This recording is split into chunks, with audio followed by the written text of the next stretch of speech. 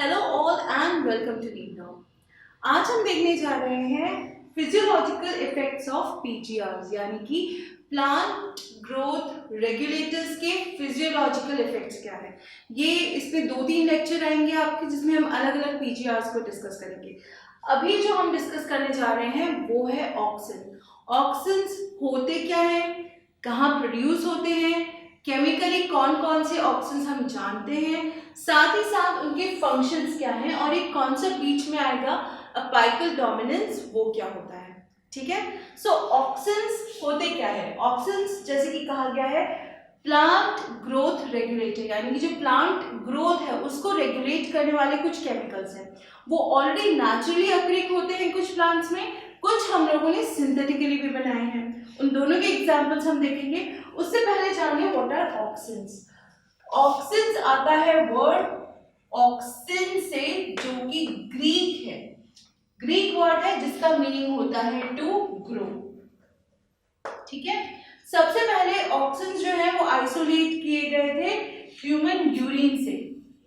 ठीक है, बट उससे आगे चलते हुए हम लोगों ने काफी सारे अलग अलग ऑक्सिन्स देखे हैं नेचुरली अक्रिक, और साथ ही साथ जो कि आपने सिंथेटिक भी बनाए हैं।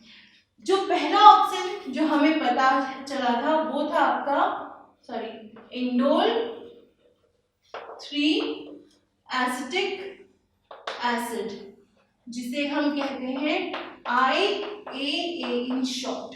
ठीक है, तो ये जो आपका IAA है ये एक नेचुरली अक्रिंग है। इसके अलावा दूसरे भी जो ऑक्सिन्स है या हम सिंथेटिकली जो बना चुके हैं, दीज प्रोमोट ग्रोथ, यानी कि ग्रोथ प्रोमोट करते हैं प्लांट्स में। अब इसमें सबसे बड़ी बात जो आएगी अपाइकल डोमिनेंस में देखेंगे हम कि ये कहाँ होती हैं। So where are they produced? They are produced in apical shoots. Apical shoot क्या होता है? जब कोई प्लांट ग्रो कर रहा होता है तो जो सबसे ऊपर की टिप होती है जो बढ़ती चली जाती है वहां प्रोड्यूस होती है, प्लस रूट्स में भी सिंथेसाइज होती है, और ये वहां से माइग्रेशन के थ्रू अलग अलग पार्ट्स, अलग अलग जो पार्ट्स हैं प्लांट के वहां तक पहुंचाई जाती है। So this is how auxins work, यानी कि वो अपेकल शूट्स पे प्रोड्यूस होंगी या फिर रूट्स में सिंथेसाइज होंगी, वहां से माइग्रेशन होंगी अलग अलग पार्ट्स ऑफ प्लांट्स में, तो जाके ये फैलती है। प्लांट ग्रोथ रेगुलेटर है तो ये हर जगह चाहिए होगी।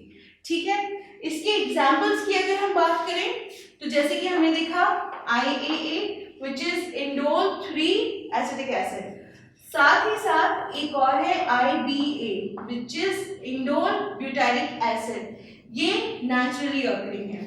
हम लोगों ने जो सिंथेटिकली डिराइव किए हैं वो है NAA which is naphthalene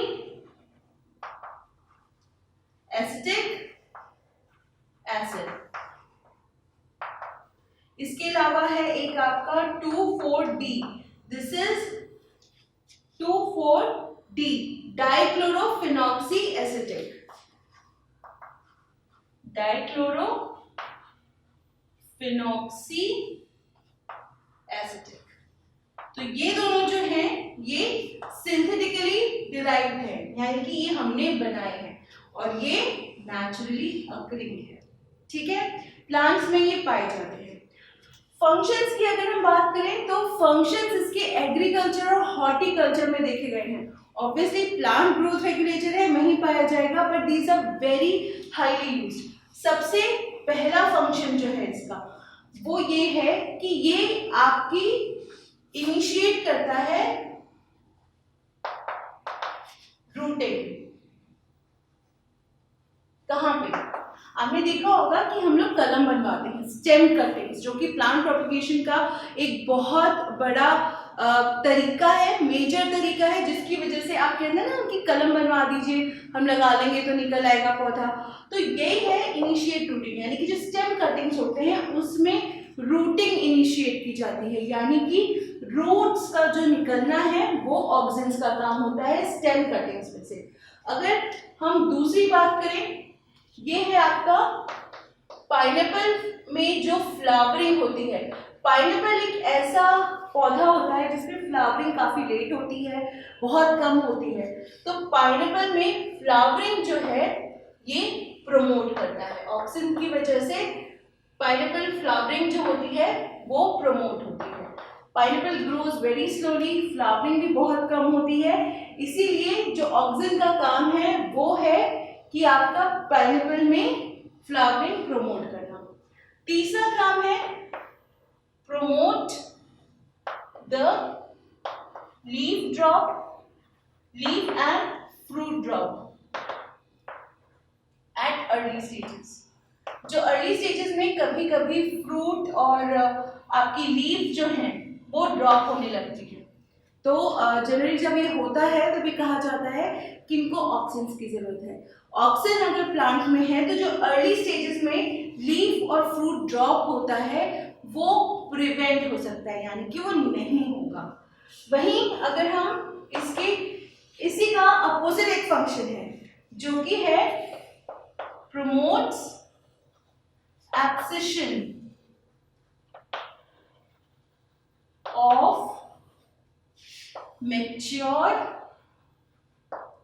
leaf and fruits, यानी कि जो सेलिसेंस है, ठीक है, जो मैच्योर लीव्स है, मैच्योर फ्रूट है, उनका जो गिरना है वो प्रमोट करता है।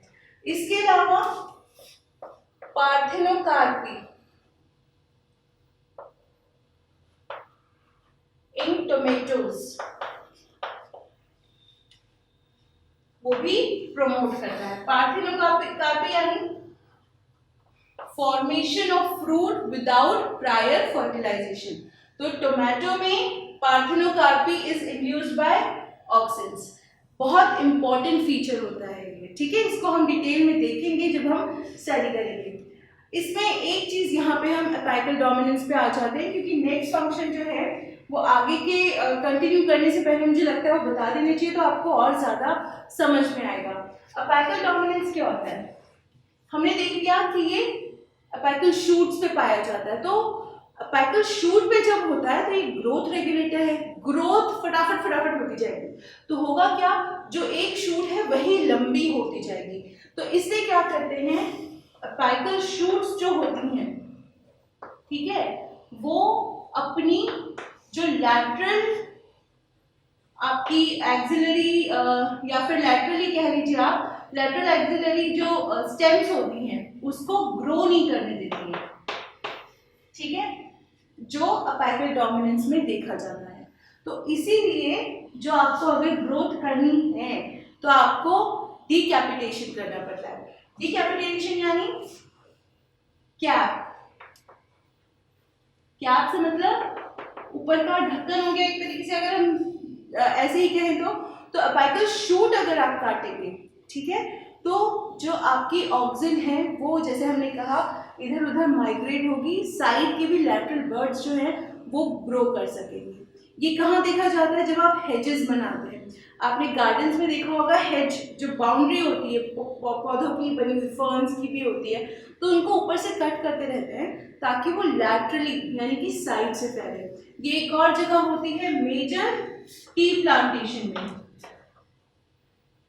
जो चाय की पत्तियां होती हैं वो आपने देखा होगा सबसे ऊपर की ही तोड़ी जाती है, ऊपर की टूटती है तो बाकी जो लैटरल है या एक्सिलरी है उनको फैलने का, उनको बढ़ने का मौका मिलता है। So this is why apical dominance जो है ये खत्म करनी चाहिए, ठीक है।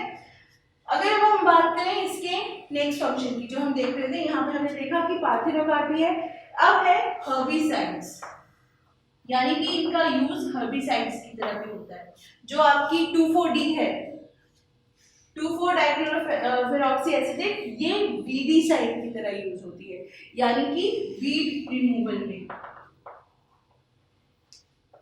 और स्पेसिफिकली आपके डाइकॉट वीड जो होती है।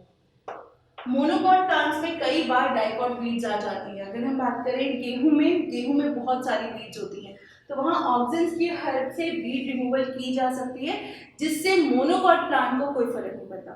आमतौर पे गार्डनर्स माली जो होते हैं वो काफ़ी ज़्यादा यूज़ करते हैं इसका, ताकि जो गार्डन्स हैं या लॉन्स हैं वो आपके वीड्स के बिना हो सके। एक लास्ट फंक्शन जो हम इसका देखेंगे वो है आपका कि ये जो जाइलम का डिफरेंशिएशन है,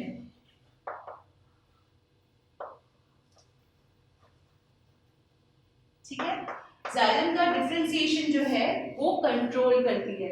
हमने देखा कि अलग अलग फंक्शन है, एक मेजर है कि जो जाइलम डिफरेंशिएशन है वो कंट्रोल करती है। ये याद रखना आपको, प्लांट ग्रोथ रेगुलेटर है, ये हर तरीके से काम करेंगे ताकि जो सेल डिफरेंशिएशन है या सेल डिविजन है वो प्रॉपर तरीके से हो सके। तो ये है इसके 8 फंक्शंस। पैकल डोमिनेंस मैंने आपको बता दिया है, और यहाँ पे हमने बेसिक देख लिया है कि ऑक्सिन्स क्या है, उसके एग्जाम्पल्स क्या है। बहुत ज़्यादा डिफिकल्ट नहीं है, बट यस अगेन क्वेश्चंस आते हैं, सो इम्पॉर्टेंट तो है ही। आपको पता है क्या करना है, you have to read, you have to solve questions. If you have any problem in questions, read the concept again, watch the video again and then solve the question. फिर भी प्रॉब्लम आती है, connect with us. कमेंट करके बताइए क्या difficulty आ रही है आपको, क्यों, क्या चीज़ समझ में नहीं आई, कोई क्वेश्चन है, that also you can come up with.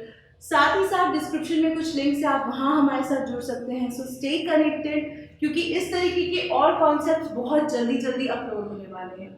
साथ ही सब्सक्राइब करना नहीं भूलना है, यस प्लीज़ डू सब्सक्राइब।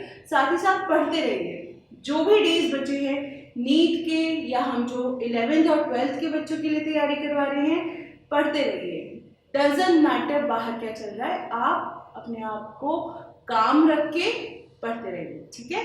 सो एक बार रीड करेंगे फटाफट एनसीईआरटी से and then solve the questions.